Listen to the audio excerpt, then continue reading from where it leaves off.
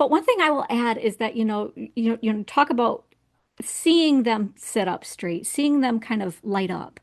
And one thing that I have personally experienced is that the thing that you really, I use this word carefully, but quote, should do, that you might be called to do, um, I think you have a sense of obligation to it. Like, I think it lights you up, but it's something that you can't, like you said, you can't leave it.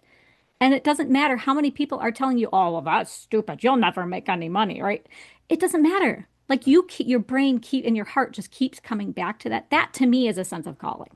Oh, Um, and but where does that come from? That's the other right, thing I'm right, talking about kids all the time. Like if God put it there, it's not going away, right, right? right. So you can fight, you can resist, you can push and do whatever you want, but ultimately you're going to circle back. But that's why people change jobs 7 to 12 times, right? And why it takes sometimes 40 years to figure out like this is ultimately where I have found fulfillment.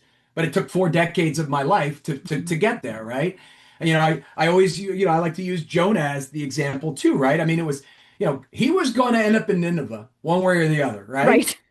So he could have taken a simpler path than having to get vomited out of the belly of a big fish, but God used that. He made a choice to be disobedient, right? Hmm. But ultimately, that was still God's purpose and God's plan for his life. So I think the sooner we identify through prayer and through discernment and through experience, the sooner we can find that alignment, the sooner we can find that peace, that satisfaction, that fulfillment.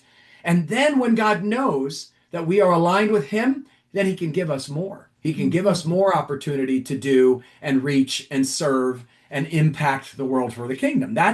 To me, that's what it all comes down to. If we're not in alignment, then we're just in a battle the whole way. Right.